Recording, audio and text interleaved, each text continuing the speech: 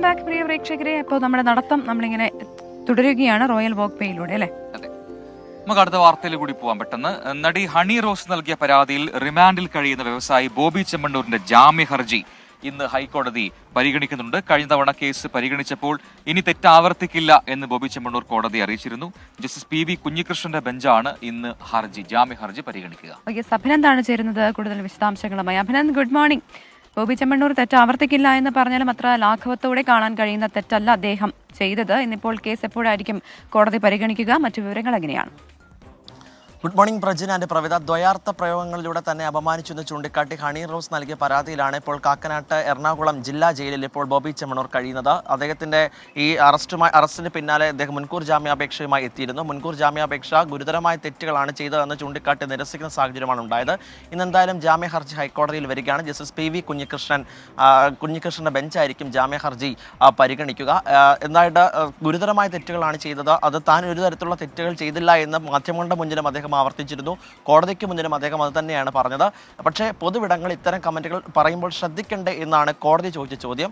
എന്തായാലും ഇന്നും അദ്ദേഹം ആ വാദം തന്നെയാണ് ഉന്നയിക്കുവാൻ പോകുന്നത്. പക്ഷേ പോലീസിനകത്ത് കൃത്യമായ മറുപടി ഇന്ന് കോടതിയിൽ അറിയിക്കും. കൊച്ചി DCP അശോക് ജി കുറച്ച് ദിവസങ്ങൾക്ക് മുമ്പ് 24 തന്നെ വ്യക്തമാക്കിയിരുന്നു, നടി ഹണി റോസിന്റെ രഹസ്യമൊഴിയാണ് ഈ കേസിൽ ഏറ്റവും നിർണായകമായത്. അതുകൊണ്ട് രഹസ്യമൊഴികളുടെ അടിസ്ഥാനത്തിൽ കൃത്യമായ ഒരു നിലപാടായിരിക്കും കോടതി അറിയിക്കുക. അതിനുശേഷമായിരിക്കും കോടതി ഇനി ജയിലിൽ കഴിയണമോ അല്ലെങ്കിൽ ജാമ്യം നൽകി വിടണമോ എന്നുള്ള കാര്യത്തിൽ തീരുമാനമെടുക്കുക. ഇന്നെന്തായാലും ആ കേസ് വരികയാണ്. ദ്വയാർത്ഥ പ്രയോഗങ്ങളിലൂടെ തന്നെ അപമാനിച്ചു എന്നുള്ള കൃത്യമായ ഫേസ്ബുക്കിലും ഇൻസ്റ്റഗ്രാമിലും അടക്കമുള്ള ഡിജിറ്റൽ തെളിവുകളും ഹണി റോസ് പോലീസിന് കൈമാറിയിട്ടുണ്ട്. അതിനെ സാധൂകരിക്കുന്ന രീതിയിലുള്ള ഒരു നിലപാടായിരിക്കും ഇന്ന് പോലീസും അറിയിക്കുക. എന്തായാലും ഇന്ന് ജാമ്യം ലഭിക്കുമോ ഇല്ലയോ എന്ന് കണ്ടറിയാം. പ്രവിത. YS അഭിനന്ദാണ് വിശദാംശങ്ങൾ നൽകിയത്. അങ്ങനെയെങ്കിൽ ബോബി ചെമ്മണ്ണൂരിനെ സംബന്ധിച്ചിടത്തോളം നിർണായകമാണ് ഇന്നത്തെ ദിനം ഇന്ന് തന്നെ നമുക്ക് വിലയിരുത്താം.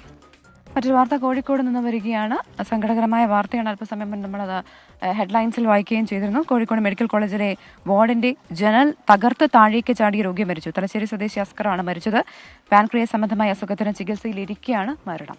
അഭിജിത്ത് മുഴക്കുന്നു ചേരുന്നുണ്ട് കോഴിക്കോട് നിന്നും ആ വാർത്തയുടെ കൂടുതൽ വിവരങ്ങളുമായി. എന്താണ് സംഭവിച്ചത്? ആത്മഹത്യയാണ് എന്ന് തന്നെയാണ് ഉറപ്പിക്കുന്നത്.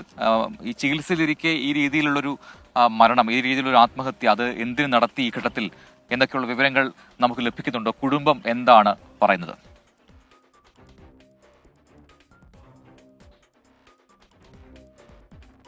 പ്രവിത, ഇന്ന് രാവിലെ ഏതാണ്ട് 1 മണിയോടുകൂടി നടന്ന സംഭവമാണിത്. എന്താണ് ഇത്തരത്തിൽ ഇദ്ദേഹം ഈ ജനൽ ചില്ല് തകർത്ത് പുറത്തേക്ക് ചാടാനിടയാക്കിയ കാരണം എന്നതിനെക്കുറിച്ചൊരു വ്യക്തത വന്നിട്ടില്ല. പോലീസ് ഉൾപ്പെടെ ആ അന്വേഷണത്തിലുമാണ്. കുടുംബത്തിന്റെ ഉൾപ്പെടെ പ്രതികരണം നമുക്ക് തേടേണ്ടതുണ്ട്. ഏതായാലും 1:15 ഈ സംഭവം. ഇദ്ദേഹം ഈ 12-ാം തീയതി മുതൽ കോഴിക്കോട് മെഡിക്കൽ കോളേജ് ആശുപത്രിയിൽ ചികിത്സയിലാണ്. പാൻക്രിയാസ് സംബന്ധമായ അസുഖങ്ങളായിരുന്നു ഈ തലശ്ശേരി സ്വദേശിയായ അസ്കറിന്. ഇന്ന് പുലർച്ചയോടുകൂടി അദ്ദേഹം നിലവിൽ ചികിത്സയിലുള്ളത് 9-ാം വാർഡിലാണ്. അദ്ദേഹം 31-ാം വാർഡിലേക്ക് എത്തുന്നു. അവിടെ നഴ്സുമാരൊക്കെ ഉണ്ടായിരുന്നു. അവർക്കിടയിലൂടെ ഇദ്ദേഹം ഈ ജനൽ ചില്ലിന്റെ അടുത്തേക്ക് എത്തുകയും തുടർന്ന് ജനൽ ചില്ല് തകർത്ത് താഴേക്ക് ചാടുകയുമായിരുന്നു. ഉടൻ തന്നെ അവിടെയുള്ളവർ ചേർന്ന് അദ്ദേഹത്തെ കാഷ്വാലിറ്റിയിലേക്ക് എത്തിക്കുന്നുണ്ട്. പക്ഷേ അദ്ദേഹത്തിന്റെ മരണം സംഭവിക്കുകയാണ്. ഏതായാലും അദ്ദേഹത്തിന്റെ ഒപ്പം ഒരു ബൈസ്റ്റാൻഡറായി ഉണ്ടായിരുന്നത് തലശ്ശേരി സ്വദേശി തന്നെയായ ഒരാളാണ്.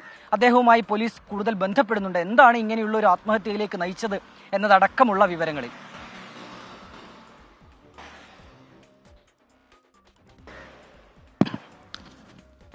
അഭിയാണ് ആ വാർത്തയുടെ വിശദാംശങ്ങൾ നൽകുന്നത്. തുടരുക. മറ്റൊരു വാർത്ത കൂടി ഇപ്പോൾ വരുന്നു. അത് മെഡിക്കൽ കോളേജ് ആശുപത്രിയിലുള്ള മരുന്ന് വിതരണം അത് പ്രതിസന്ധിയായി തുടരുന്നുണ്ടെന്നാണ്. 4-ാം ദിവസമായിട്ടും പ്രശ്ന പരിഹാരം ഉണ്ടാകുന്നില്ല എന്ന് മനസ്സിലാക്കാൻ കഴിയുന്നു. അപ്പോൾ എങ്ങനെയാണ് ഈ ആശുപത്രിയുടെ ദൈനംദിന പ്രവർത്തനങ്ങളൊക്കെ അത് ബാധിച്ചിട്ടുണ്ടോ?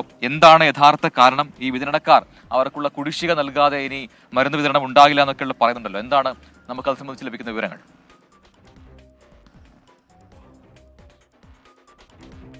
പ്രവിത, ഈ മാസം 10-നാണ് മെഡിക്കൽ കോളേജിലേക്കുള്ള മരുന്ന് വിതരണക്കാർ അവസാനിപ്പിച്ചത്. പക്ഷെ ഏറ്റവും സങ്കടകരമായ കാര്യം, അതിന് കഴിഞ്ഞ് ഇങ്ങോട്ടേക്ക് ഒരു ദിവസം പോലും ഒരു ചർച്ച ഈ അധികൃതരുടെ ഭാഗത്ത് ഉണ്ടായിട്ടില്ല എന്നുള്ളത് തന്നെയാണ്. അവർക്കൊരു 4 കോടി രൂപ, ഒരു മാസത്തെ കുടിശ്ശികയായ 4 കോടി രൂപ അവർക്ക് നൽകിയതൊഴിച്ചാൽ മറ്റ് നീക്കങ്ങളൊന്നും ഈ അധികൃതരുടെ ഭാഗത്ത് ഉണ്ടായിട്ടില്ല. ഈ 90 കോടിയോളം രൂപ ഇവർക്ക് കുടിശ്ശികയുണ്ട്. ഈ കുടിശ്ശിക തന്നു തീർക്കാതെ തങ്ങൾ മരുന്ന് വിതരണം പുനരാരംഭിക്കില്ല എന്ന നിലപാടിൽ തന്നെയാണ് ഈ വിതരണക്കാരുള്ളത്. കാരണം അവർ വലിയ പ്രതിസന്ധിയിലൂടെ കടന്നു പോകുന്നുണ്ട്. ഇപ്പോൾ ഏറ്റവും പ്രധാനപ്പെട്ട കാര്യം, ഈ ന്യായവില മെഡിക്കൽ ഷോപ്പുകളിൽ ഉൾപ്പെടെ മരുന്നുകളുടെ സ്റ്റോക്ക് കുറഞ്ഞു വരുന്നു. പലർക്കും ഇന്നലെ തന്നെ ഇവിടേക്ക് എത്തിയ പലർക്കും മരുന്ന് കിട്ടാത്ത ഒരു സാഹചര്യമുണ്ട്. ഇത് ഇന്നായിരിക്കില്ല ഇതിന്റെ ഒരു പ്രതിസന്ധി ഉണ്ടാവുക. ഒരു ദിവസം കഴിഞ്ഞ് നാളെയോ മറ്റന്നാളോ ആകുമ്പോഴേക്കും മെഡിക്കൽ കോളേജിലെ മരുന്ന് വിതരണം അത് വലിയ പ്രതിസന്ധിയിലേക്ക് നീങ്ങും. കഴിഞ്ഞ തവണ നമ്മൾ കണ്ടതാണ്, മരുന്നുക്ഷാമം രൂക്ഷമായിരുന്നു. ക്യാൻസർ രോഗികൾ ഉൾപ്പെടെ വലയുന്ന ഒരു സാഹചര്യം ഉണ്ടായിരുന്നു. ഈ മെഡിക്കൽ കോളേജിലെ ന്യായവില ഷോപ്പിൽ നിന്ന് 8000 രൂപയ്ക്ക് ലഭിക്കുന്ന മരുന്നുകൾ പുറത്തുനിന്ന് 30,000 രൂപയ്ക്കൊക്കെ വാങ്ങേണ്ടി വരുന്ന ഒരു സാഹചര്യമാണ് ക്യാൻസർ രോഗികൾക്കുള്ള ഒക്കെ ഉള്ളത്. അതിനാൽ തന്നെ ഇതിലൊരു ചർച്ച നടത്തുക, ഈ പ്രശ്നത്തിനൊരു പരിഹാരം കണ്ടെത്തുക എന്നുള്ള ഒരു ആവശ്യമാണ് വിതരണക്കാർ ഉന്നയിക്കുന്നത്. തങ്ങളുടെ കുടിശ്ശിക തന്നു തീർത്താൽ തങ്ങൾ ഈ മരുന്ന് വിതരണവുമായി മുന്നോട്ട് പോകാം എന്നവർ നിലപാട് സ്വീകരിക്കുകയും ചെയ്തിട്ടുണ്ട്. പ്രജിൻ, പ്രവിത. അഭിജിത്ത് മുഴക്കുന്നാണ് വിവരങ്ങൾ നൽകിയത്. ഇപ്പോൾ സമയം 6 മണി കഴിഞ്ഞ് 38 മിനിറ്റ് ആയിരിക്കുന്നു. അപ്പോൾ ഈ മരുന്ന് വിതരണവുമായി ബന്ധപ്പെട്ടുടൻ തന്നെ സർക്കാരിന്റെ ഭാഗത്തുനിന്ന് ഇടപെടൽ പ്രതീക്ഷിക്കുന്നുണ്ട്. വിതരണക്കാരും ഒപ്പം തന്നെ രോഗികളും വലിയ പ്രതിസന്ധി ആ മേഖലയിൽ അത് ഉണ്ടാക്കാനുള്ള സാധ്യതയും കാണുന്നുണ്ട്. ഇത് നമുക്ക് മറ്റൊരു വാർത്തയിലേക്ക് പോയാൽ തിരുവനന്തപുരത്തേക്കാണ് പോകേണ്ടത്. അവിടെ ഇന്നലെ ഉച്ചയോടെയൊക്കെ നമ്മൾ കണ്ടതാണ് ഏത് തരത്തിലായിരുന്നു നെയ്യാറ്റിൻകര ഗോപൻ സ്വാമിയുടെ മരണവുമായി ബന്ധപ്പെട്ടുള്ള പ്രശ്നങ്ങളും അനുബന്ധമായിട്ടുള്ള റിപ്പോർട്ടുകളും എന്ന്. അപ്പോൾ അവിടെ കല്ലറ പൊളിക്കാനുള്ള തീരുമാനത്തിൽ നിന്ന് താൽക്കാലികമായി ജില്ലാ ഭരണകൂടം പിന്മാറിയിരുന്നു. ആ പിന്മാറ്റത്തിൽ ഇനിയിപ്പോൾ കൂടുതൽ നടപടികളിലേക്ക് എങ്ങനെ കടക്കണം എന്നുള്ള കാര്യത്തിലൊക്കെ ജില്ലാ ഭരണകൂടം ഇന്നായിരിക്കും തീരുമാനമെടുക്കുക. കൂടുതൽ ശക്തമായ ഫോഴ്സിനെ ഉപയോഗിച്ച് അവിടെ കല്ലറ പൊളിക്കാനാണ് അവരുടെ തീരുമാനം. കല്ലറ പൊളിച്ചാൽ മാത്രമേ അവിടെ നിന്ന് മൃതദേഹം ഉണ്ടെങ്കിൽ തന്നെ അത് പുറത്തെടുത്ത് പോസ്റ്റ്മോർട്ടം നടത്തി എങ്ങനെയാണ് ഈ മരണം സംഭവിച്ചതെന്നുള്ള കാര്യങ്ങളൊക്കെ വിശദമായി കണ്ടെത്താൻ സാധിക്കുകയുള്ളൂ. എ വി ജയശങ്കറാണ് ഇന്നത്തെ ഏറ്റവും പുതിയ അപ്ഡേറ്റുകളുമായി നമ്മോടൊപ്പം ചെയ്യുന്നത്. ജയ്, വെരി ഗുഡ് മോർണിംഗ്. അപ്പോൾ എന്താണ് നെയ്യാറ്റിൻകര ഗോപൻ സ്വാമിയുടെ സമാധിയുമായി ബന്ധപ്പെട്ട് അല്ലെങ്കിൽ ദുരൂഹ മരണവുമായി ബന്ധപ്പെട്ടുള്ള വിവരങ്ങൾ? അതിൽ ഈ കല്ലറ പൊളിക്കാനുള്ള തീരുമാനം അത് ഏറെക്കുറെ ഉറപ്പിക്കുന്നുണ്ടോ ജില്ലാ ഭരണകൂടം? എങ്കിൽ അതെങ്ങനെ സാധ്യമാകും? ഒപ്പം തന്നെ ഈ മരണം സംഭവിച്ച ദിവസങ്ങൾക്ക് ശേഷം ഒരു പോസ്റ്ററിലൂടെയാണ് നാട്ടുകാർ ഈ മരണത്തെക്കുറിച്ച് അറിയുന്നത്. അപ്പോൾ മുതൽ തുടങ്ങിയ ദുരൂഹത അത് എന്ന് അതിന്റെ ദുരൂഹതകൾ മാറും?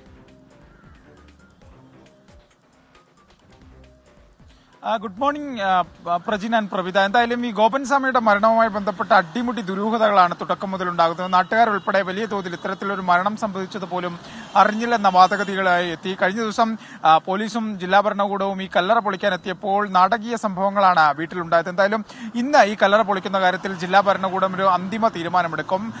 ഇന്ന് തീരുമാനമെടുത്ത് നാളെയോ മറ്റന്നാളോ ഈ കല്ലറ പൊളിക്കാനാണ് നിലവിൽ ജില്ലാ ഭരണകൂടം ആലോചിക്കുന്നത്.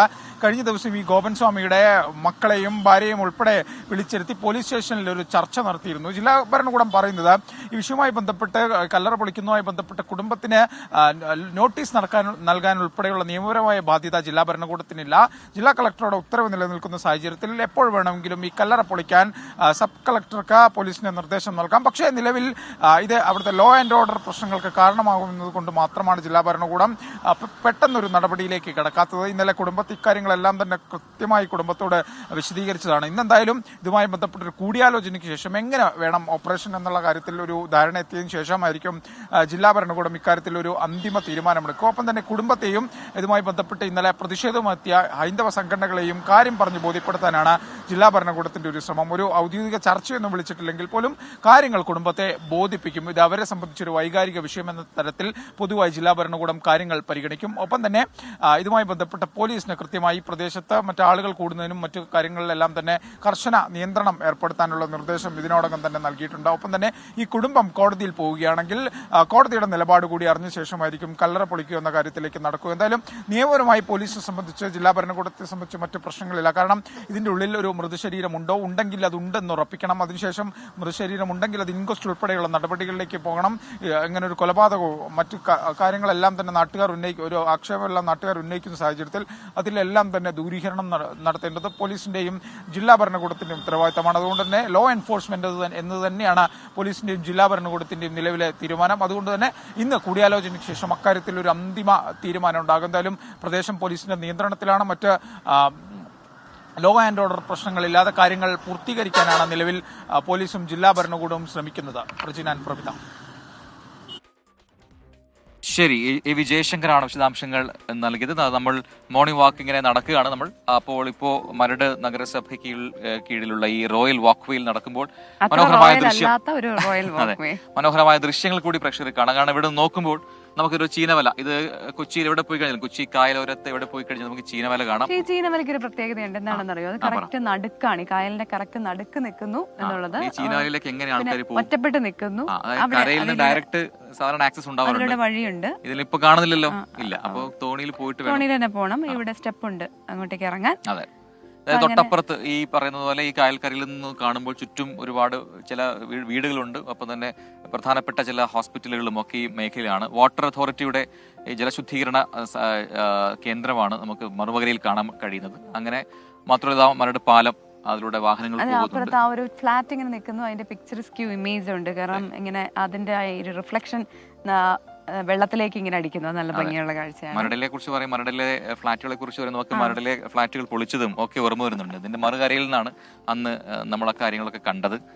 മിഴിനീർ കുടമുടഞ്ഞൊഴുകി വീഴും ഉൾപൂവിലെ മൗനങ്ങളിൽ, മിഴിനീർ കുടമുടഞ്ഞൊഴുകി വീഴും ഉൾപൂവിലെ മൗനങ്ങളിൽ, ലയവീണയരുളും ശ്രുതി ചേർന്നു മൂളാം, ലയവീണയരുളും ശ്രുതി ചേർന്നു മൂളാം, ഒരു നല്ല മധുരാഗ വരകീർത്തനം, കൈകുടന്ന നിറയെ തിരുമധുരം തരും, കുറുനിളം തൂവൽ കിളിപ്പാട്ടുമായി, ഇതളടർന്ന വഴിയിലൂടെ വരുമോ വസന്തം, കൈകുടന്ന നിറയെ തിരുമധുരം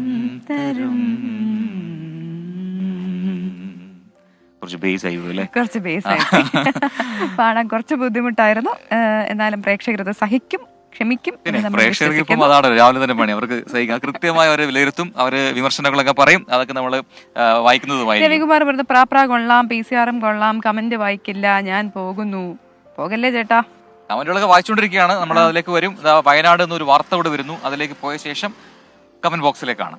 വയനാട് തൃശ്ശിലേരി മുള്ളൻകുല്ലിയിൽ കടുവ ആക്രമിച്ചതിനെ തുടർന്ന് സാരമായി പരിക്കേറ്റ ആനക്കുട്ടി മുത്തങ്ങയിൽ സുഖം പ്രാപിക്കുന്നു എന്നാണ് നല്ല വാർത്ത. കാലിനും തുമ്പക്കൈക്കുമാണ് പരിക്കേറ്റത്. കുട്ടിയാനയെ നേരത്തെ ചികിത്സ നൽകിയ ശേഷം ബേഗൂർ റേഞ്ചിൽ വനത്തിൽ വിട്ടുവെങ്കിലും ആനകൾ കൂട്ടത്തിൽ ചേർത്തില്ല എന്നതാണ് മറ്റൊരു പ്രതിസന്ധി. അതെ, തീരെ കുഞ്ഞാനയായിരുന്നു. അപ്പൊ അതിന്റെ ആ ഒരു സുരക്ഷിതത്വം കൂടി നോക്കേണ്ടതുണ്ട് എന്നുള്ളതാണ് അല്ലേ. അതോടെ കുട്ടിയാന വീണ്ടും ജനവാസ മേഖലയിലേക്ക് എത്തുകയായിരുന്നു. വനംവകുപ്പ് ഉദ്യോഗസ്ഥർ കുട്ടിയാനയെ പിടികൂടി മുത്തങ്ങ ആനപ്പന്തിയിൽ എത്തിക്കുകയായിരുന്നു. ഡോക്ടർ അജേഷ് മോഹൻദാസിന്റെ നേതൃത്വത്തിൽ 6 മാസം പ്രായമുള്ള കൊമ്പൻ ആനയ്ക്ക് ചികിത്സ ഇപ്പോൾ തുടരുന്നുണ്ട്. വിവരങ്ങളുമായി സുർജിത്ത് അയ്യപ്പത്ത് തന്നെ ചേരുകയാണ്. സുർജിത്തിന്റെ ഏറ്റവും കൂടുതൽ വാർത്ത സുർജിത്തിന് നൽകാൻ കഴിയുന്നത് ഇതുമായി ബന്ധപ്പെട്ട്, എനിക്ക് തോന്നുന്നു ഈ വന്യമൃഗശല്യം ഏറെയുള്ള സ്ഥലമാണല്ലോ. അപ്പൊ അതുകൊണ്ട് സുർജിത്ത് അയ്യപ്പത്ത് ഇപ്പോൾ വളരെ ബിസിയാണ്. കടുവ, ആന, ഇങ്ങനെയുള്ള വാർത്തകളാണ് കൂടുതൽ വയനാട്ടിൽ നിന്ന് വരുന്നത് എന്നുള്ളതും കൂടി ഒരു പ്രത്യേകതയാണ്. സുർജിത്ത് അല്പസമയത്തിനുള്ളിൽ ചേരുമെന്ന് നമുക്ക് പ്രതീക്ഷിക്കാം. അതെ, മറ്റൊരു വാർത്ത കൂടി. സൗദി അറേബ്യയിലെ ജയിലിൽ കഴിയുന്ന കോഴിക്കോട് സ്വദേശി അബ്ദുൾ റഹീമിന്റെ കേസ് റിയാദ് കോടതി ഇന്ന് വീണ്ടും പരിഗണിക്കും. കഴിഞ്ഞ തവണ കേസ് പഠിക്കാനായി കൂടുതൽ സമയം വേണമെന്ന് ആവശ്യപ്പെട്ട് കോടതി ഇന്നത്തേക്ക് അത് മാറ്റുകയായിരുന്നു. കൊലപാതകവുമായി ബന്ധപ്പെട്ട തടവ് അടക്കമുള്ള ശിക്ഷകളിലാണ് ഇനി വിധി പറയേണ്ടത്. നിലവിൽ 18 വർഷത്തിലേറെ റഹീം ജയിൽവാസം അനുഭവിച്ചതിനാൽ ഇതൊഴിവാക്കി മോചന ഉത്തരവ് ലഭിക്കുമെന്നാണ് കുടുംബത്തിന്റെ പ്രതീക്ഷ. 2006 ഡിസംബറിലാണ് സൗദി ബാലന്റെ കൊലപാതക കേസിൽ അബ്ദുൾ റഹീം ജയിലിലാകുന്നത്.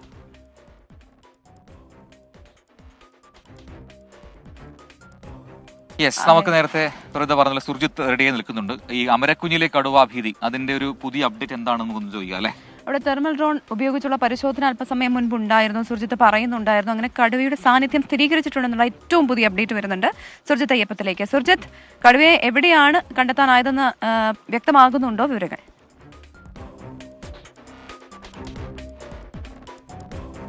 ഞാനിപ്പോൾ നിൽക്കുന്ന ഇടം എന്ന് പറയുന്നത് ഒരു ടെറസിൻ്റെ മുകളിലാണ്. ഇവിടെയാണ് ഡ്രോൺ ഉൾപ്പെടെയുള്ള തെർമൽ ഡ്രോൺ അടക്കമുള്ള സംവിധാനങ്ങൾ ഉപയോഗിച്ചുകൊണ്ടുള്ള പരിശോധനയാണ് വനംവകുപ്പ് ഇപ്പോൾ നടത്തിക്കൊണ്ടിരിക്കുന്നത്. ഇവിടെ DFO അജിത് കെ രാമൻ ഉൾപ്പെടെയുള്ളവർ ഇവിടെയുണ്ട്. അവരുടെ നേതൃത്വത്തിലാണ് ഇപ്പോൾ പരിശോധന പുരോഗമിച്ചുകൊണ്ടിരിക്കുന്നത്. ആ ദൃശ്യമാണ് നമുക്ക് ഇപ്പോൾ കാണാൻ കഴിയുന്നതും ആ ദൃശ്യമാണ്. കാരണം ഈ കടുവയുടെ സാന്നിധ്യം ഇതിൻ്റെ ചുറ്റുവട്ടത്താണിത് ഉള്ളത്. അതുകൊണ്ട് തന്നെ ഈ സ്ഥലം എന്ന് പറയുന്നത് അമരക്കുനിയുടെ ഏതാണ്ട് ഒരു 2 കിലോമീറ്റർ ചുറ്റളവിലാണിത് സംഭവിക്കുന്നത്. ഇന്ന് പുലർച്ചെയാണ് ബിജു എന്ന ആളുടെ വീട്ടിലെ ആടിനെ പിടിച്ചു കൊണ്ടുപോകുന്നൊരവസ്ഥയും ഉണ്ടായിട്ടുള്ളത്.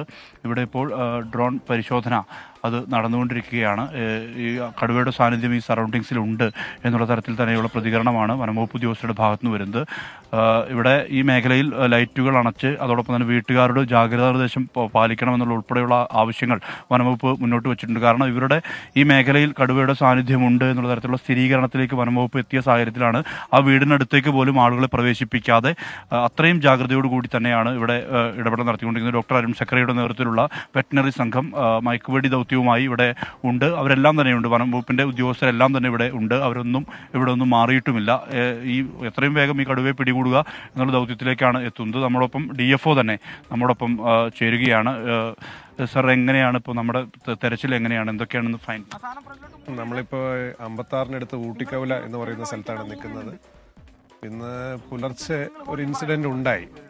ഒരു ആടിനെ ലിഫ്റ്റ് ചെയ്യാനുള്ളൊരു ശ്രമം ഉണ്ടായി. ആടിനെ കൊണ്ടുപോകാൻ കഴിഞ്ഞില്ല.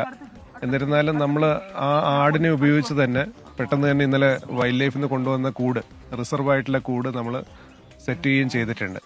കൂടാതെ ഈ ഭാഗത്ത് നമ്മൾ പെട്ടെന്ന് തന്നെ ഈ വിവരം അറിഞ്ഞ ഉടനെ തന്നെ തെർമൽ ഡ്രോൺ ഉപയോഗിച്ചിട്ടുള്ള പരിശോധന നടത്തുകയും കടുവയുടെ സാന്നിധ്യം ഈ ഒരു സ്ഥലത്ത് സ്ഥിരീകരിക്കുകയും ചെയ്തിട്ടുള്ളതാണ്.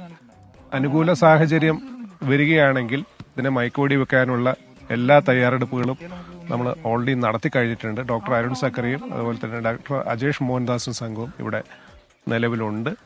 അനുകൂല സാഹചര്യം നമുക്ക് കിട്ടുകയാണെങ്കിൽ, അതായത് തുറസായ സ്ഥലത്ത് ലഭിക്കുകയാണെങ്കിൽ തീർച്ചയായിട്ടും ആ രീതിയിലുള്ള ഒരു പ്രൊസീജിയറിലേക്ക് ഇന്ന് കടക്കുന്നതാണ്. പ്രദേശവാസികൾക്ക് നൽകാനുള്ള ജാഗ്രതാ നിർദ്ദേശം എന്തൊക്കെയാണ്?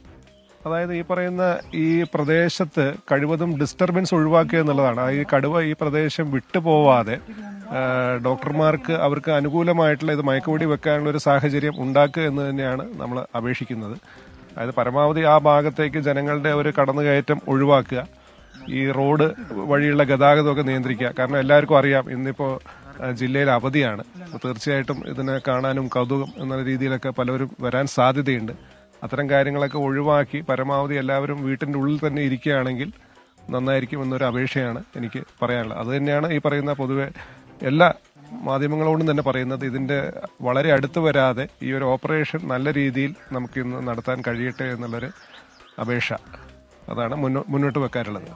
എന്തായാലും DFO പറഞ്ഞ പോലെ തന്നെ നമ്മളും പരിസരത്തേക്ക് അവിടേക്ക്, അതായത് ഈ ആടിനെ കൊന്നിട്ട് ആ സ്ഥലത്തേക്ക് വീണ്ടും കടുവ വരാനുള്ള സാധ്യതയുണ്ട്.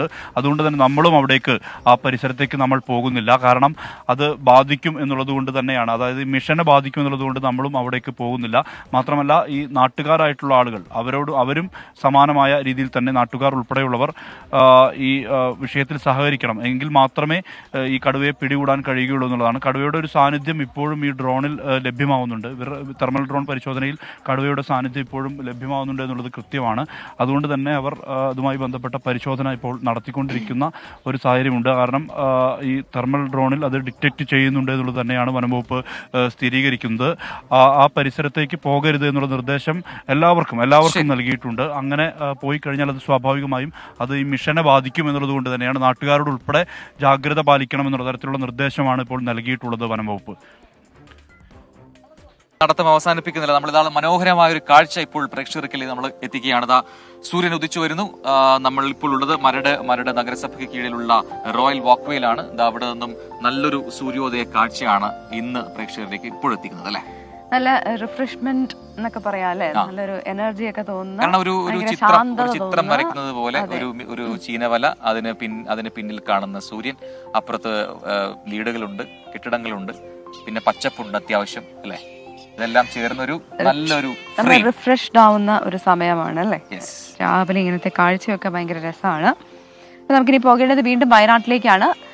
വയനാട് പുൽപ്പള്ളി അമരക്കുനിയിൽ തെർമൽ ഡ്രോൺ ക്യാമറ പരിശോധനയിൽ കടുവയുടെ സാന്നിധ്യം സ്ഥിരീകരിച്ചിട്ടുണ്ട്. മയക്കുവെടി വെക്കാനുള്ള സംഘം സ്ഥലത്തെത്തി. അതേസമയം പ്രദേശത്ത് ആടിനെ കടുവ ആക്രമിച്ചു കൊന്നു. പ്രദേശവാസികൾ പുറത്തിറങ്ങാതെ ജാഗ്രത പാലിക്കണമെന്നാണ് DFO അജിത് കെ രാമൻ 24നോട് പറഞ്ഞത്. ഉപയോഗിച്ചിട്ടുള്ള പരിശോധന നടത്തുകയും കടുവയുടെ സാന്നിധ്യം ഈ ഒരു സ്ഥലത്ത് സ്ഥിരീകരിക്കുകയും ചെയ്തിട്ടുള്ളതാണ്.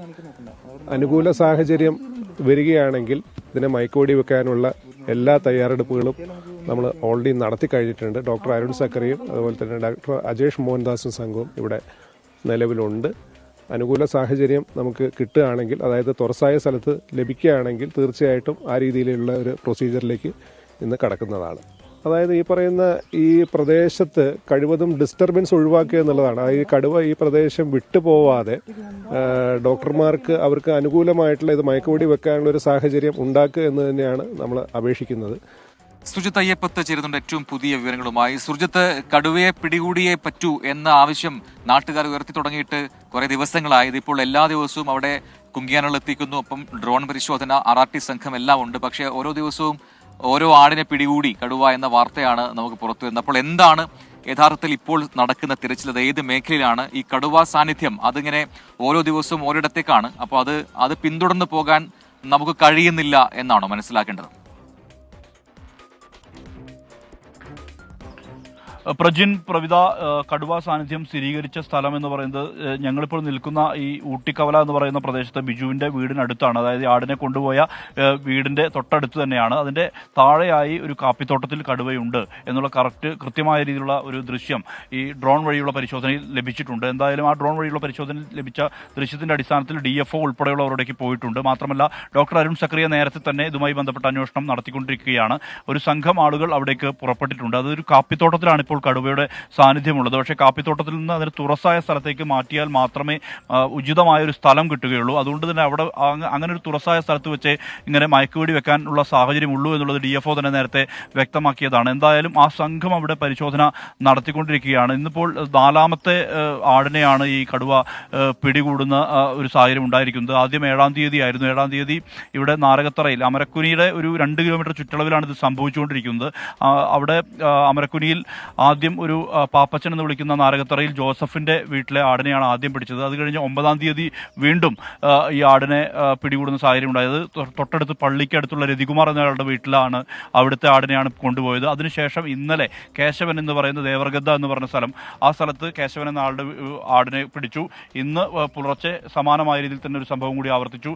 ബിജു എന്ന് പറയുന്ന ഈ ഊട്ടിക്കവല പ്രദേശത്തെ ഒരാളുടെ ആടിനെ പിടിച്ചു. അങ്ങനെ 4 കാറ്റിൽ ലിഫ്റ്റിംഗ് ആണ് ഉണ്ടായിട്ടുള്ളത്. എന്തായാലും വനംവകുപ്പ് ഉദ്യോഗസ്ഥർ ജാഗരൂകരായി തന്നെ ഇടപെടുന്നു. അവർ ക്യാമ്പ് ചെയ്തുകൊണ്ട് ഇന്ന് ഒരു ശുഭവാർത്ത പ്രതീക്ഷിക്കാമെന്നുള്ള തരത്തിൽ തന്നെയാണ് പറഞ്ഞിട്ടുള്ളത്. അവർ ഏതാണ്ട് ഈ കടുവയെ വളഞ്ഞ ഒരു രീതിയിൽ തന്നെയാണ് കാര്യങ്ങൾ. നേരത്തെ അത് നമ്മൾ കണ്ടതാണ്. അതായത് ഈ ഡ്രോൺ ക്യാമറ ഉപയോഗിച്ചുള്ള ആ പരിശോധനയിൽ കൃത്യമായ രീതിയിൽ തന്നെ ഈ കടുവയുടെ സാന്നിധ്യം സ്ഥിരീകരിക്കപ്പെട്ടിട്ടുണ്ടെന്ന ശുഭവാർത്ത ഉണ്ടാകുമെന്നാണ് നിങ്ങൾ കരുതുന്നത്. എന്താണ് പ്രതീക്ഷ? ഇന്ന് നമ്മൾ ആളുകളെല്ലാം വളരെ പ്രതീക്ഷയിലാണ് ഉള്ളത്. ഇന്ന് 8 ദിവസമായിട്ട് വളർത്തുമൃഗങ്ങളെ 4 എണ്ണത്തിനെ പിടിക്കേണ്ട ഒരു സാഹചര്യം ഉണ്ടായിട്ടുണ്ട്. ആളുകളെല്ലാം വളരെ ആശങ്കയിലാണ്. ഇവിടെ DFOയുടെ സന്ദേശം നമുക്ക് വളരെ പ്രതീക്ഷ നൽകുന്നുണ്ട്. ഇന്ന് ഡ്രോൺ ഉപയോഗിച്ചുള്ള പരിശോധനകളൊക്കെ നടക്കുന്നുണ്ട്. ഇന്ന് കടുവേനെ മയക്കുവെടി വെച്ച് പിടിക്കുക എന്നുള്ള ലക്ഷ്യത്തിലാണ് നമ്മുടെ ഉദ്യോഗസ്ഥരും അവരുടെ ടീം എല്ലാം ഉള്ളത്. അപ്പോൾ ഇവിടുത്തെ കൃഷിക്കാരും ഇവിടുത്തെ പൊതുജനങ്ങളെല്ലാം വളരെ പ്രതീക്ഷയിലാണ്. ഇന്ന് ഒരു ഭൂമിശാസ്ത്രം എങ്ങനെയാണ് ശരിക്കും സ്ഥലത്തിന്റെ? കാപ്പിത്തോട്ടങ്ങളൊക്കെ ഇവിടെ കാപ്പിത്തോട്ടം, കവുങ്ങ്, വാഴക്കൃഷി, പിന്നെ കോഴി ഫാം ഇതെല്ലാം ഉള്ള ഒരു പ്രദേശമാണ്. കാപ്പിത്തോട്ടം എന്ന് പറയുമ്പോൾ ഭൂമിയോട് ചേർന്ന് കിടക്കുന്ന കാപ്പി, അതിന്റെ ഉള്ളിൽ ഇതിനെ കടന്നു കഴിഞ്ഞാൽ കാണാൻ പറ്റാത്ത ഒരു സാഹചര്യമുണ്ട്. അതാണ് ഏറ്റവും വലിയ ബുദ്ധിമുട്ട്. അതുകൊണ്ട് തന്നെ ഈ കടുവയുടെ സാന്നിധ്യം ഈ മേഖലയിൽ ഉണ്ട് എന്നുള്ള സ്ഥിരീകരണം ലഭിച്ച സാഹചര്യത്തിൽ ഇവിടുത്തെ ആളുകൾ, ഈ പ്രദേശത്തുള്ള ആളുകൾ ജാഗ്രത പാലിക്കണം. പുറത്തേക്ക് ഇറങ്ങാതെ അധികം ഈ മേഖലയിൽ ഡിസ്റ്റർബൻസ് ഇല്ലാത്ത വിധത്തിൽ ഈ ഇടപെടൽ നടത്തണം എന്നുള്ള ആവശ്യമാണ് DFO ഒരു അഭ്യർത്ഥന പോലെയാണ് മുന്നോട്ട് വെച്ചത്. കാരണം ഈ കടുവയെ പിടിക്കണം. ഇവരെ സംബന്ധിച്ചും വലിയ പ്രതിസന്ധിയുണ്ട്. വനംവകുപ്പുകാരെ സംബന്ധിച്ചും സ്വാഭാവികമായി എത്രയും വേഗം പിടികൂടണം എന്നുള്ള ആവശ്യം സഹകരിക്കണം എന്നുള്ളതാണ് വനംവകുപ്പ് ഉദ്യോഗസ്ഥർ തന്നെ അറിയിക്കുന്നത്. DFO അറിയിക്കുന്നത് അങ്ങനെയാണ്. കടുവയെ പിടികൂടുക എന്നുള്ളത് നാട്ടുകാരോടൊപ്പം ഇപ്പം വനംവകുപ്പിന്റെയും വലിയൊരു ആവശ്യമായി മാറിയിട്ടുണ്ട്. കാരണം അവർ വലിയ പ്രതിസന്ധിയാണ് അവിടെ നേരിടുന്നത്. കടുവ ഇങ്ങനെ ഒളിച്ചു കളിക്കുകയാണ്. അതെ. അപ്പോൾ അതിൽ മറ്റു വാർത്തകളൊക്കെ പോകണം. അപ്പോൾ മനോഹരമായ ദൃശ്യങ്ങളൊക്കെ പ്രേക്ഷകരിലേക്ക് എത്തിക്കുന്നത് നമ്മുടെ DOP ലാലു ചേട്ടൻ, അതോടൊപ്പം തന്നെ മാഹിനുണ്ട്, നമ്മുടെ രാഹുൽ സുദേവ് ഉണ്ട്, വിനിൽ കാശി ഉണ്ട്, സുഭാഷ് ഒക്കെ ചേർന്നാണ് ഓരോ ഇടങ്ങളിലെയും മനോഹരമായ ദൃശ്യങ്ങൾ ഒപ്പിയെടുത്തത് പ്രേക്ഷകരിലേക്ക് എത്തിക്കുകയും ചെയ്യുന്നത്.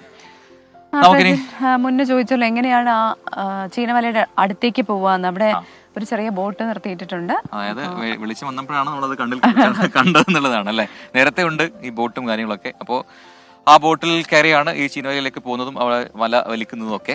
അപ്പോൾ എന്തായാലും ഇപ്പോഴാരും ഇവിടെ വന്നിട്ടില്ല. നമുക്ക് നോക്കാം. നമുക്കൊന്ന് ശബരിമലയിലേക്ക് പോകണം. ഇന്ന് മകരവിളക്ക് ദർശനത്തിനായി ശബരിമല തയ്യാറായി, എല്ലാ ക്രമീകരണങ്ങളും പൂർത്തിയായിരിക്കുകയാണ്. അപ്പോൾ ഒന്നുകൂടി അങ്ങോട്ടാണ്. ശരണം സന്നിധാനം. സൈക്കിൾ പ്യൂർ അഗർബത്തി ശരണം സന്നിധാനം സമർപ്പിക്കുന്നത് അഗർബത്തി എന്നാൽ സൈക്കിൾ.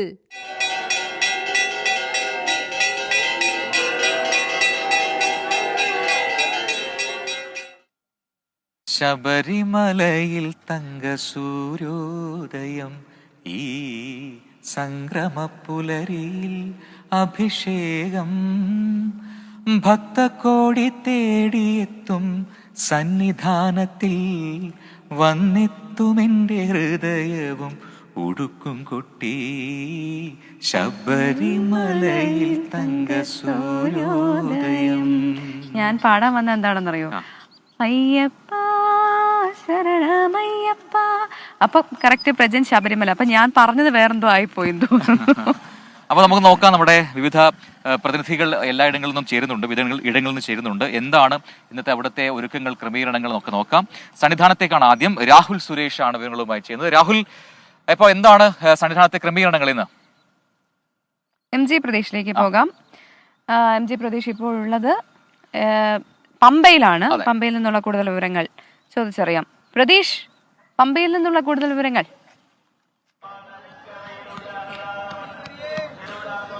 പ്രജിൻ, പ്രവിത, മണ്ഡല മകരവിളക്ക് തീർത്ഥാടനവുമായി ബന്ധപ്പെട്ട് ഭക്തർ ഏറ്റവും കൂടുതൽ കാത്തിരുന്ന ഒരു ദിവസം കൂടിയാണ്. മകരവിളക്ക് മഹോത്സവത്തിനായി ശബരിമല പൂർണ്ണമായും ഒരുങ്ങിക്കഴിഞ്ഞു. അതിനൊപ്പം തന്നെ ശബരിമല പമ്പയും പൂർണ്ണ സജ്ജമായി കഴിഞ്ഞു എന്നതാണ് ഈ മണിക്കൂറിൽ പറയാനുള്ളത്. കാരണം എനിക്ക് പുറകിൽ കാണുന്ന ഈ ദൃശ്യങ്ങൾ തന്നെ അതിന് തെളിവാണ്. കാരണം എത്ര ആയിരം ഭക്തർ ഈ മകരവിളക്ക് ദർശനത്തിനായി അല്ലെങ്കിൽ മകരജ്യോതി ദർശനത്തിനായി പമ്പയിൽ കാത്തിരിക്കുന്നു എന്നതിന്റെ ഒരു തെളിവ് കൂടിയാണ് ഈ ദൃശ്യങ്ങൾ. കാരണം ആയിരക്കണക്കിന് തീർത്ഥാടകരാണ് നിലവിൽ പമ്പയിലുള്ളത്. കാരണം ഓരോ മണിക്കൂറിലും കൂടുതൽ തീർത്ഥാടകർ പമ്പയിലേക്ക് എത്തുന്നുണ്ട്. ഈ നേരത്തെ തന്നെ ഈ സന്നിധാനത്തേക്കുള്ള തീർത്ഥാടകരുടെ പ്രവേശനത്തിൽ ചില നിയന്ത്രണങ്ങൾ ഏർപ്പെടുത്തിയിരുന്നു. അതുകൊണ്ട് തന്നെ ഈ തീർത്ഥാടകർ കൂടുതലായും ഈ പമ്പയിലും മറ്റ് ഇടത്താവളങ്ങളിലും ക്യാമ്പ് ചെയ്തുകൊണ്ടാണ് മകരജ്യോതി ദർശനത്തിനായി ഇവിടെ നിൽക്കുന്നത്. 3 ഇടങ്ങളിലായി മകരജ്യോതി ദർശനം നടത്താനുള്ള സൗകര്യം പമ്പയിൽ ഏർപ്പെടുത്തിയിട്ടുണ്ട്. അതാ പമ്പ ഹിൽ ടോപ്പിലും ഹിൽ ടോപ്പിന്റെ മധ്യഭാഗത്തും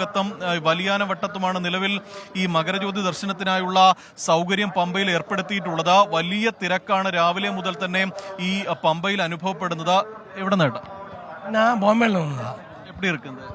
பரவாயில்ல, நல்லா இருக்கு. சுவிதா எல்லாம் நல்லா இருக்கு, நல்லா இருக்கு. நாங்கள் தரிசனம் பண்ணிட்டு வந்தாச்சு. இப்போ ஹில் டாப்ல ஜோதி கானான்னு போனான்னு. പ്രജിൻ, പ്രവിത ഇവർ സൂചിപ്പിക്കുന്ന പോലെ തന്നെ, കാരണം ഇവരെല്ലാം തന്നെ ദർശനം നടത്തിക്കഴിഞ്ഞവരാണ് മിക്കുള്ളവരും. ഇനി മകരജ്യോതി ദർശനത്തിനായി പമ്പയിൽ കാത്തിരിക്കുകയാണ്. കാരണം സന്നിധാനത്ത് മകരജ്യോതി ദർശനം നടത്താൻ തീർത്ഥാടകരുടെ എണ്ണത്തിൽ നിയന്ത്രണം ഏർപ്പെടുത്തിയിട്ടുണ്ട്. അതുകൊണ്ട് തന്നെ മറ്റ് കേന്ദ്രങ്ങളിൽ, അതായത് ഈ ദർശനത്തിന് സജ്ജീകരിച്ചിട്ടുള്ള കേന്ദ്രങ്ങളിൽ ദർശനം നടത്തി ഇവിടെ നിന്ന് മടങ്ങാനാണ് തീർത്ഥാടകർ ഇപ്പോൾ തീരുമാനിച്ചിരിക്കുന്നത്. അതിന്റെ ഒരു തിരക്കാണ്. ശബരിമലയിൽ നിന്നുള്ള വിവരങ്ങളാണ് ഇപ്പോൾ MG പ്രതീഷ് നൽകിക്കൊണ്ടിരുന്നത്. പമ്പയിൽ വലിയ തിരക്ക് അനുഭവപ്പെടുന്നുണ്ട് എന്നാണ് പ്രതീഷ് നൽകുന്ന വിവരം. വീണ്ടും നമ്മൾ വയനാട്ടിലേക്ക് പോവുകയാണ്. അവിടെ കടുവയെ പിടികൂടാനുള്ള ശ്രമത്തിലാണ് വനം വകുപ്പ്. നാട്ടുകാരോട് പുറത്തിറങ്ങരുത് എന്ന് വനം വകുപ്പ് നിർദ്ദേശം നൽകിയിട്ടുണ്ട്. സുർജിത്ത് അയ്യപ്പത്ത് ചേരുന്നുണ്ട്. സുർജിത്ത്, എന്താണ് ഏറ്റവും പുതിയ വിവരങ്ങൾ?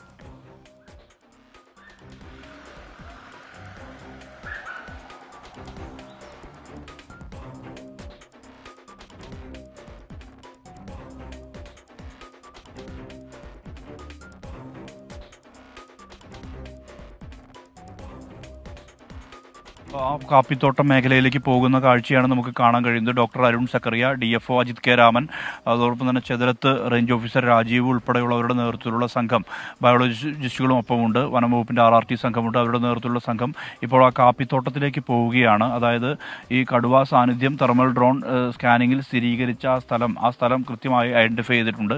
ആ മേഖലയിലേക്കാണ് പോയിക്കൊണ്ടിരിക്കുന്നത്. പക്ഷേ കടുവ ഇടയ്ക്കിടയ്ക്ക് നീങ്ങുന്ന ഒരു പശ്ചാത്തലം കൂടിയുണ്ട്. അതുകൊണ്ട് തന്നെയാണ് ആ ഒരു വലിയ രീതിയിലുള്ള ഒരു ആശങ്ക ആശങ്ക നിലനിൽക്കുന്നത്.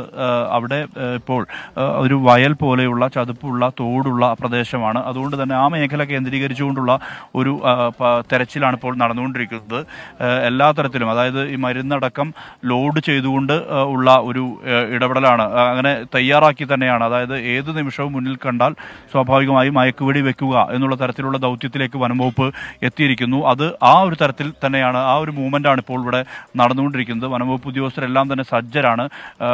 അതോടൊപ്പം ഈ ഡോക്ടർ അരുൺ സക്കറിയയ്ക്കൊപ്പം ഡോക്ടർ രാജേഷ് മോഹൻദാസും ഈ ദൗത്യത്തിൻ്റെ ഭാഗമാകുന്നുണ്ട്. ബയോളജിസ്റ്റുകളായിട്ടുള്ള വിഷ്ണു, ജിഷ്ണു ഉൾപ്പെടെയുള്ള ആളുകളെല്ലാം തന്നെ ഇവിടെ എത്തിയിട്ടുണ്ട്. അങ്ങനെ ഒരു വലിയ വിപുലമായ സന്നാഹത്തോടു കൂടിയുള്ള ദൗത്യം തന്നെയാണ് ഇന്ന് നടന്നുകൊണ്ടിരിക്കുന്നത്. അത്രമാത്രം വനംവകുപ്പ് ഉദ്യോഗസ്ഥരുടെ ഒരു സാന്നിധ്യം ഇവിടെയുണ്ട്. വനംവകുപ്പ് ഉദ്യോഗസ്ഥർ അത് കൃത്യമായി മോണിറ്റർ ചെയ്യുന്നുണ്ട്. അത് ഇടയ്ക്കിടയ്ക്ക് മാറുന്ന, മൂവ് ചെയ്യുന്ന നിലയാണ് ഉള്ളത്. അത് മൂവ് ചെയ്യുന്നുണ്ട്. അതുകൊണ്ട് തന്നെയാണ് അതിനെ ഉചിതമായൊരു സ്ഥലത്ത് കിട്ടിയാൽ, സന്ദർഭത്തിൽ കിട്ടിയാൽ മാത്രമേ ആ നടപടിയിലേക്ക് കടക്കാൻ കഴിയൂ എന്നുള്ളത് തന്നെയാണ് വനംവകുപ്പ് ഉദ്യോഗസ്ഥർ വ്യക്തമാക്കുന്നത്. അത് അടിക്കടി കടുവ മാറിക്കൊണ്ടിരിക്കുകയാണ്. അതാണ് ഏറ്റവും വലിയ പ്രതിസന്ധി. എന്തായാലും ഇതാ ഡോക്ടർ അജേഷ് മോഹൻദാസിന്റെ നേതൃത്വത്തിലുള്ള സംഘം, ബയോളജിസ്റ്റുകളായിട്ടുള്ള വിഷ്ണുവും ജിഷ്ണുവും ഒപ്പം പോകുന്ന ആ കാഴ്ചയാണ് നമുക്ക് കാണാൻ കഴിയുന്നത്. ഇതിന് തൊട്ട് മുമ്പ് ഡോക്ടർ അരുൺ സക്കറിയയും DFO അജിത് കെ രാമനും ഒപ്പം തന്നെ ചെതലത്ത് റേഞ്ച് ഓഫീസറായിട്ടുള്ള രാജീവും ഉൾപ്പെടെയുള്ള സംഘം അവിടേക്ക് പുറപ്പെട്ടിട്ടുണ്ട്. അതായത് ഒരു കാപ്പിത്തോട്ടത്തിനകത്താണ് ഈ മിഷൻ നടക്കാൻ വേണ്ടി പോകുന്നത് എന്നുള്ളതാണ് നമ്മൾ മനസ്സിലാക്കുന്നത്. കാരണം അവിടെ കൃത്യമായ രീതിയിൽ തന്നെ നേരത്തെ കടുവയെ മോണിറ്റർ ചെയ്യാൻ വേണ്ടി കഴിഞ്ഞിട്ടുണ്ട്. അതായത് ഈ തെർമൽ സ്കാൻ നടത്തിയപ്പോൾ, തെർമൽ ഡ്രോൺ പറത്തിയപ്പോൾ ആ ഘട്ടത്തിൽ കൃത്യമായി കടുവ മൂവ് ചെയ്യുന്നതിൻ്റെ ആ ഒരു കൃത്യമായ ഇമേജ് ഈ വനംവകുപ്പിന് ലഭിച്ചിട്ടുണ്ട്. ഇതിൻ്റെ അടിസ്ഥാനത്തിലാണ് ഇപ്പോൾ ഇങ്ങനെ ഒരു തെരച്ചിൽ നടക്കുന്നത്. പക്ഷേ തുറസായ സ്ഥലത്ത് കിട്ടണം. കാപ്പിത്തോട്ടത്തിൽ വെച്ച് മയക്കുവെടി വെക്കുക പ്രായോഗികമല്ല എന്നുള്ളതാണ് ഏറ്റവും വലിയ പ്രതിസന്ധി. നേരത്തെ ഈ വനംവകുപ്പ് ഉദ്യോഗസ്ഥരൊക്കെ നേരത്തെ ഈ തണ്ണീർക്കൊമ്പൻ മിഷനിലും ഇതുപോലെ ഒരു മയക്കുവെടി വെച്ച ഘട്ടത്തിൽ അത് വാഴയുടെ ഇലയിൽ തട്ടി തെറിച്ചു പോകുന്നൊരു കാഴ്ച നമ്മൾ കണ്ടതാണ്. അതുപോലെ തന്നെ ഈ കാപ്പിത്തോട്ടമാകുമ്പോൾ സ്വാഭാവികമായും അത് വലിയ ബുദ്ധിമുട്ടാണ് ഉണ്ടാക്കുക. കാപ്പിത്തോട്ടത്തിൽ വെച്ച് ഇതിനെ മയക്കുവെടി വെക്കുക എന്നുള്ളത് ഒട്ടും പ്രായോഗികമല്ലാത്ത വസ്തുതയാണ്. അതുകൊണ്ട് തന്നെയാണ് ഒരു ഉചിതമായ സ്ഥലത്ത്, തുറസായ സ്ഥലത്ത് കിട്ടിയാൽ മാത്രമേ അത് ആ ഒരു നടപടിയിലേക്ക് കടക്കാൻ വേണ്ടി കഴിയുകയുള്ളൂ എന്നുള്ളത് തന്നെയാണ് നമ്മൾ മനസ്സിലാക്കുന്നത്. മിഷൻ തുടങ്ങിയിട്ടുണ്ട്. അതായത് ഇന്ന് പുലർച്ചെ മുതൽ തന്നെ ഈ മിഷൻ തുടങ്ങിയിട്ടുണ്ട്. 2:30 ബിജുവിൻ്റെ വീട്ടിൽ കടുവ എത്തുകയും ഏതാണ്ട് ഇവിടെ നിന്ന് ഒരു 200 മീറ്റർ മാത്രം അകലെയാണ് ബിജുവിൻ്റെ വീട്. ബിജുവിൻ്റെ വീട്ടിൽ കടുവ എത്തുകയും പുലർച്ചയോടുകൂടി ആടിനെ പിടികൂടുകയും ചെയ്തത് ഈ കടുവയെ വീട്ടുകാർ കണ്ടു എന്നുൾപ്പെടെയുള്ളത് പറയുന്നുണ്ട്. എന്തായാലും അതിനുശേഷം അപ്പോൾ തന്നെ ഇവിടെ വനംവകുപ്പ് ഉദ്യോഗസ്ഥ സംഘം ഇവിടെ തന്നെ ക്യാമ്പ് ചെയ്യുന്നുണ്ടായിരുന്നു. അവർ വേഗത്തിൽ തന്നെ എത്തി അത് നടപടികളിലേക്ക് കടന്നു. ആ നടപടികൾ എന്ന് പറയുന്നത് നേരെ കടുവയെ തെരയുക എന്നുള്ളതാണ്. തെർമൽ ഡ്രോൺ ഉപയോഗിച്ചുകൊണ്ട് പരിശോധന നടത്തി. ആ പരിശോധന നടത്തിയ ഘട്ടത്തിൽ അവിടെ കടുവയുടെ സാന്നിധ്യം, അതായത് ഒരു കടുവയുടെ സാന്നിധ്യം സ്ഥിരീകരിക്കുകയും കടുവ പല ഘട്ടങ്ങളിലും അത് മാറി മാറി പോകുന്ന ഒരവസ്ഥയാണ്. എന്തായാലും 1 കിലോമീറ്റർ ചുറ്റളവിൽ ഈ കടുവയുടെ സാന്നിധ്യമുണ്ട് എന്നുള്ളത് സ്ഥിരീകരണമുണ്ട്. ആളുകളെല്ലാം തന്നെ അക്ഷമരായി കാത്തിരിക്കുകയാണ്. ഇവിടെ നമുക്ക് ആ ദൃശ്യത്തിൽ കാണാം. ഇവിടെ ഈ വീടുകൾക്ക് മുകളിലെല്ലാം തന്നെ ആളുകൾ ഇടം പിടിച്ചിട്ടുണ്ട്. പരമാവധി ഇവിടെ ആ ഡിസ്റ്റർബൻസ് ഒഴിവാക്കണമെന്നുള്ള ആവശ്യമാണ് ഈ ആളുകളെല്ലാം തന്നെ ഉന്നയിക്കുന്നത്. പരമാവധി അത് ഒഴിവാക്കണം എന്നുള്ളത് തന്നെയാണ്. കാരണം ഇവിടെ ഒരു തടസ്സമായി അങ്ങനെ അപ്പോൾ തെരച്ചിൽ അവിടെ തുടരുകയാണ്. എന്തായാലും ഒരു ശുഭകരമായ വാർത്ത ഇന്നുണ്ടാകുമെന്ന പ്രതീക്ഷയിലാണ് നമ്മളെല്ലാം ഉള്ളത്. പ്രദേശവാസികളും അതുപോലെ തന്നെ പറയുന്നു. മോർണിംഗ് വാക്ക് അവസാനിപ്പിക്കാൻ സമയമാവുന്നു.